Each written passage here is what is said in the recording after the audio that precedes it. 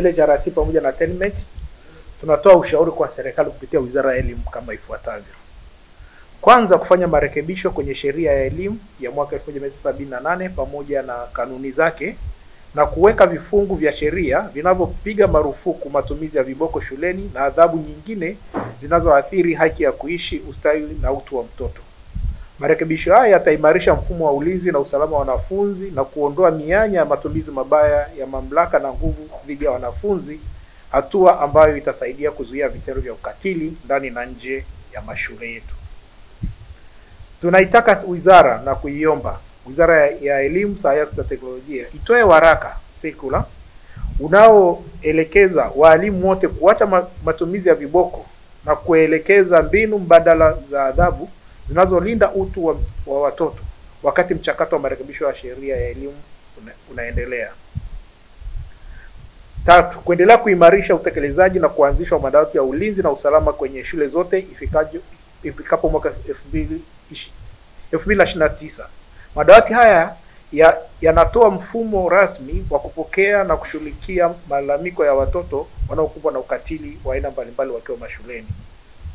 4, hatua kali za kisheria zichukuliwe dhidi ya wote wanaohusika na matukio haya ya kikatili ambayo yanatweza utu, ambayo mengine ni kinyume na ibara ya 14 ya katiba yetu ambayo inatoa haki ya kuishi.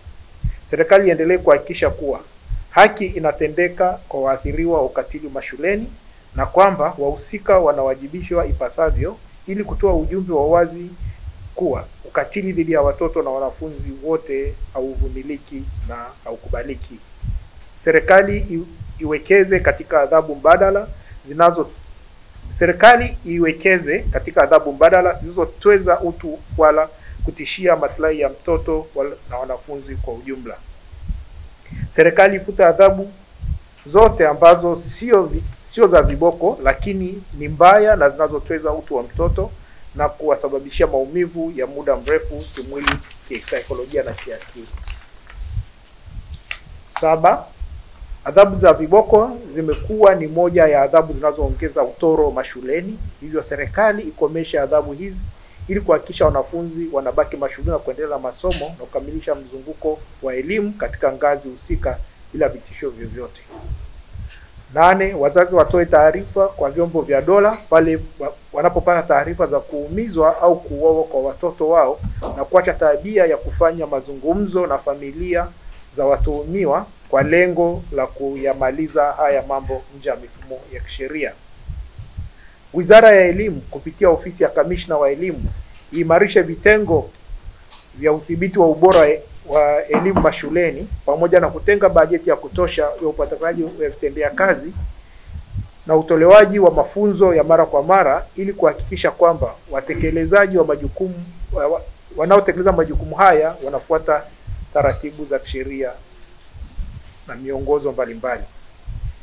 Wanajamii kwa ujumla watoe taarifa matukio ya aina hii kwa haraka au punde wanapopata taarifa matukio yanapotokea katika jamii yao. Tunapokuwa na sheria na miongozo zikafanyiwa kazi, hakuna jambo linaloshindikana kufanyika. Kwa sababu sisi tunaishi kwa kufuata sheria, kanuni na miongozo.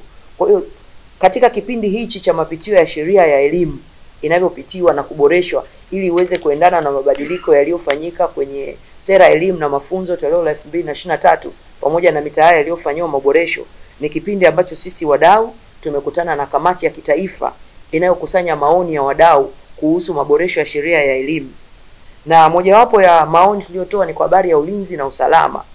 Hii sheria ya viboko itakavyo kuwepo na ikaondolewa, inawezekana as long as tuna sheria, tuna kanuni na miongozo ambayo itafuatwa mashuleni kutokana na mazingira yetu. Zaidi ya kwamba tumekutana na hii kamati, sisi kama wadau wa mtandao wa elimu kwa kushirikiana na wenzetu wa Legal and Human Rights Center tumekuwa tukifanya afua mbalimbali ambazo zinahamasisha jamii na kuhusu madhara ya viboko, lakini pia adhabu kali, kwa sababu kuna adhabu zingine zinazotolewa ni kali zilizopitiliza ambazo zinaathiri kisaikolojia, pia zinaathiri kimwili na kiakili wao wanafunzi wanaopata hizo adhabu na watoto. Kwa tumekuwa tukiongea na jamii, lakini pia kuwashauri jamii kuja na njia mbadala ambazo ukimpa mtoto anaona kabisa kwamba hapa nilifanya kosa na anaweza akajirekebisha. Kwa hiyo ziko njia za aina mbalimbali. sio tu kupiga kama unaua nyoka. Kwa hiyo watoto wanaweza kufundishwa kwa njia zingine na wakaweza kweli kutii na wakawa na nidhamu na wakaweza kufaulu vizuri. Kwa sababu ya utoro tumeona ni mojawapo utoro tumeona mashuleni ni mojawapo ya jambo linalosababishwa na viboko vingi. Kwa hiyo mwanafunzi anaona kuliko nichapwe sana, bora nisiende shule nibaki nyumbani. Au badala nikibaki nyumbani nitafukuzwa, nitafute namna sehemu nyingine nisiende, nikakae ikifika muda wa kurudi nyumbani nirudi. Shule zetu nyingi na hata ukienda nyumbani, tuseme kwenye jamii, tunatumia mbinu ya kuadhibu badala ya kuadabisha. Ukitumia mbinu ya kuadhibu, unakuwa unataka yule muhusika apate maumivu mengi na makali. Lakini ukitumia mbinu ya kuadabisha, unataka yule muhusika aliyefanya kosa aweze kuona kosa lake, kulitambua na kurekebisha. Huo ndo mfumo ambao tunataka walimu katika shule zetu za msingi na sekondari na mpaka chuo watumie, kwamba badala ya kutumia mbinu ya kuadhibu ambayo ina matokeo ya muda mfupi, tumie mbinu ya kuadabisha ambayo ina matokeo ya muda mrefu. Hakuna ushahidi wowote ambao tunao wa kisayansi unaosema kwamba mtoto akipigwa au akipewa adhabu ya viboko anakuwa na akili au anafanya vizuri shuleni au anakuwa mstaarabu. Hakuna utafiti wowote. Lakini tuna utafiti wa kisayansi unaothibitisha kwamba mtoto akipewa malezi mazuri, akiadabishwa, anakuwa mtu mwenye akili, mwenye kujitambua na mwenye kujiamini.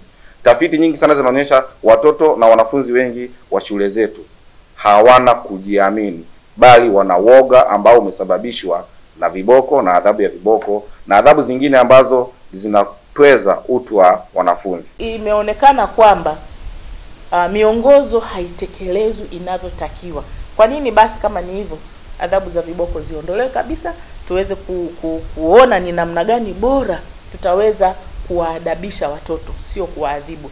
Mfano mzuri, shule moja ya sekondari Sega Morogoro hawatumii kiboko hata, na wanafunzi wanafaulu na wako vizuri. Na kuna shule ambazo hazitumii kiboko na wanafunzi wana adabu njema na wametoka kwenye background tofauti. Hata wale waliopinda wakifika pale wakaona ule utaratibu na mfumo wa utaratibu na ile culture ya shule inavyoendesha uadabishaji, basi unakuta wanafanya tu vizuri sana.